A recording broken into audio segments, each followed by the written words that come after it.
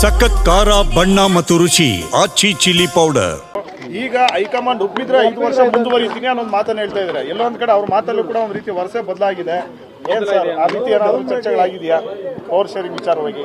First ನಾವು ಈಗ ಸೇರಿದ್ದು ನಿನ್ನೆ ಫೋನ್ ಮಾಡಿದ್ರು ಈ ಕೆಲಸಕ್ಕೆ. ನೋಡಿ, ತುಮಕೂರು ನಗರ ಶ್ರೀಹರ್ಷ ಪತ್ತಿನ ಸಹಕಾರ ಸಂಘ ಇದಕ್ಕೆ 400 ಜನ ಸದಸ್ಯರು, 3,000 ಸದಸ್ಯರು ಹೊಂದಿರುತ್ತೆ ಸ್ಥಾಪನೆಗೊಂಡು. ಇದಕ್ಕೆ ಒಂದು 5 ಕೋಟಿ ಬೇಕು ಅಂತ ನನಗೆ ಕೊಟ್ಟಿದ್ದಾರೆ. ನಿನ್ನೆ ಟೈಮ್ ತಗೊಂಡಿದ್ದು. Why we met today morning ಅಂತ.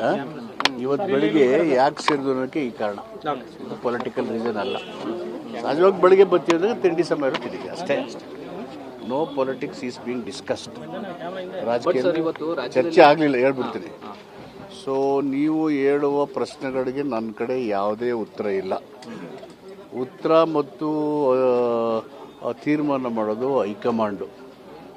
ಮಂತ್ರಿಮಂಡಲ ಯಾವಾಗ ರಚನೆ ಆಗಬೇಕು, ಮುಖ್ಯಮಂತ್ರಿ ಮುಂದುವರಿಬೇಕು ಅಥವಾ ಬೇರೆ ತೀರ್ಮಾನ ಮಾಡಬೇಕು, ಎಲ್ಲವೂ ಹೈಕಮಾಂಡ್ಗೆ ತೀರ್ಮಾನ ಮಾಡಬೇಕು.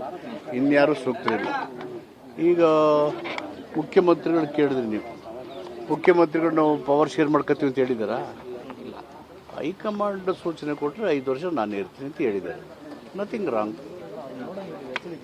ಏನಾಗಬೇಕು ಏನಾಗಬಾರ್ದು ಅಂತ ಹೇಳಿದೆ ಹೈಕಮಾಂಡು.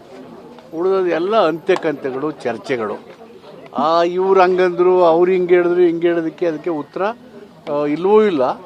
ನಾನು ಕೊಡೋಕ್ಕೆ ಸಮರ್ಥನೂ ಅಲ್ಲ. ಅದಕ್ಕೆ ಮುಖ್ಯಮಂತ್ರಿಗಳು ಆ ರೀತಿ ಹೇಳಿರೋದ್ರಿಂದ ಅಧಿಕಾರದ ಒಪ್ಪಂದದ ಆಗಿದಾವೇನೋ, ಡಿಸ್ಕಷನ್ಸ್ ನಡೆದಿದ್ದೇನೋ, ಅದಕ್ಕೆ ಮುಖ್ಯಮಂತ್ರಿಗಳು ಈ ತರ ಹೇಳ್ತಿದ್ದಾರೆ ಅನ್ನೋ ಥರದಲ್ಲಿ ಶುರುವಾಗಿದೆ. ಆ ಥರ ಆಗಿದ್ರೆ ಯಾವಾಗಲೂ ಏನೋ ಆಗ್ಬಿಡೋದಲ್ಲ. ಆ ರೀತಿ ಆಗಿದ್ರೆ ಯಾವತ್ತೂ ಏನೋ ಆಗ್ಬಿಡೋದು. 2.5 ವರ್ಷ ಹತ್ರ ಬರ್ತಾ ಇರೋದ್ರಿಂದ ಇದು ಮತ್ತಷ್ಟು ರೆಕ್ಕೆ ಪುಕ್ಕ ಸಿಗ್ತಾ ಇದೆ ಅಂತ ಸರ್. ರೆಕ್ಕೆ ಪುಕ್ಕ ಏನೂ ಇಲ್ಲ.